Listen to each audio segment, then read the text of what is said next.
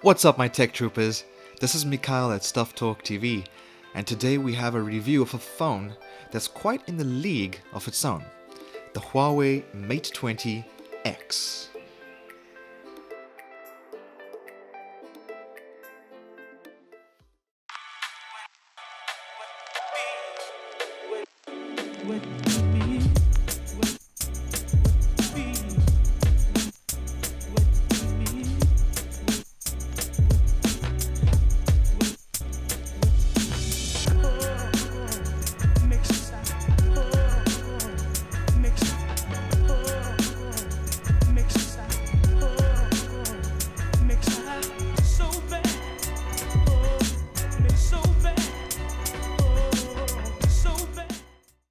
Okay guys, as always, first let's talk specs.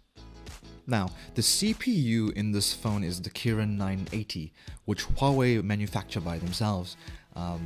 Before the Huawei Mate 20 was released, they put out a leak saying that their CPU actually beats all the other manufacturers, and that is not true because the A12 chip made by Apple actually does outperform this slightly in certain benchmarks.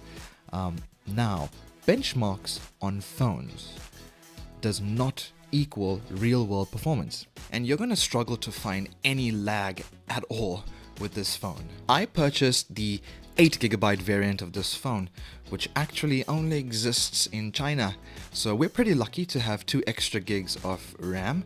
Now, in real-world performance, once again, it doesn't really matter because you won't be able to see the difference. However, in terms of longevity, this phone is gonna handle apps much better in the future.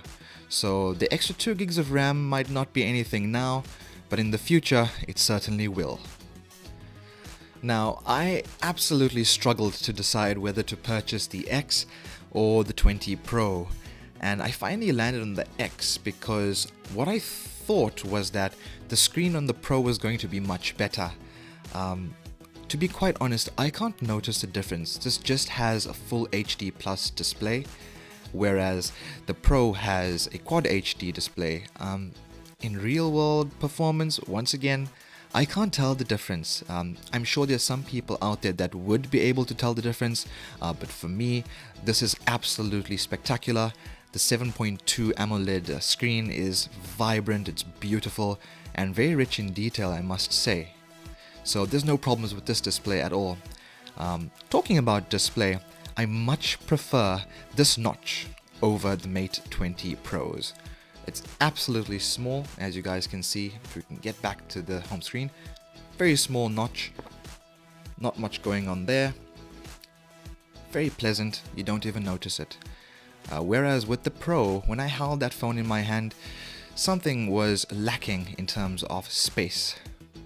There is no phone in the competition that has a bigger battery than this. It's 5000 milliamps of power, and it's going to last you a significant amount of time. I get around 2 days of battery life on average with this phone, and I'm a pretty heavy user. Now, if you're going out to purchase this phone, let's get it straight. You're buying those cameras. Let's have a look at them. I am a big fan of this design. I don't like how the cameras are placed on both the Apple phones as well as the P20, where the cameras are along the side. I much prefer this. I think it looks much cleaner.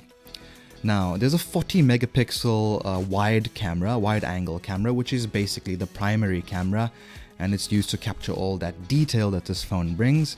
There's an 8 megapixel telephoto lens, which is for portraits or bokeh effects, and a 20 megapixel ultra wide camera. Now, this is the one that I primarily use. It's absolutely fantastic. I loved it when LG had it, but I've never bought another LG phone after the G4 because of their motherboard issues. So I'm very happy that Huawei has implemented this camera into their flagship. For those who love selfies, this phone is really good.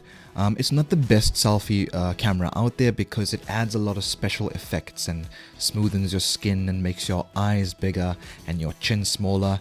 That's obviously derived from the market in China because that's what they like down here. But if anybody's interested in this phone, you can turn those functions off, so it's no problem at all. And that small camera is a 24 megapixel camera and is hidden in that really tiny notch. Now, enough of me talking about the cameras, let's show you some footage. Okay guys, so this is the wide angle camera on the Mate 20X. You can also hear this is the recording from the phone. So if you guys want to start some vlogs, or maybe post some videos on YouTube, and you don't exactly have the budget for a camera, well, if you have one of these, I think you can. Okay, so I decided to come to IKEA, well, because I've never been to an IKEA before, but I think I'm pretty much lost. Also, this place is extremely busy right now, so I think I'm gonna go back to the studio. Okay, so I find these things extremely cool, so have a look at this. Is that the one? Okay, that's the one right there. Look at that. That's really cool. I think I need to get me one of these.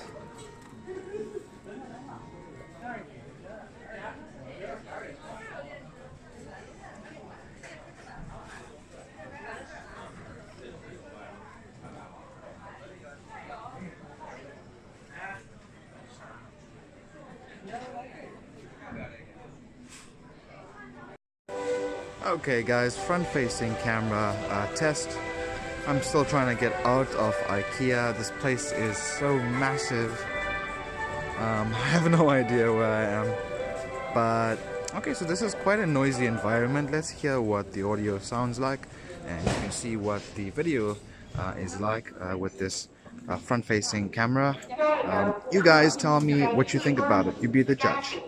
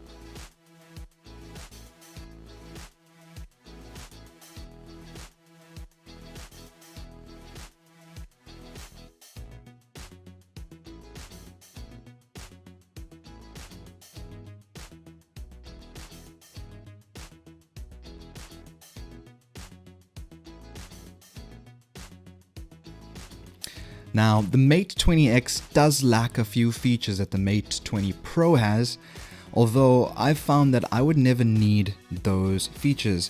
For instance, I don't need an in-display fingerprint reader, which doesn't work most of the time.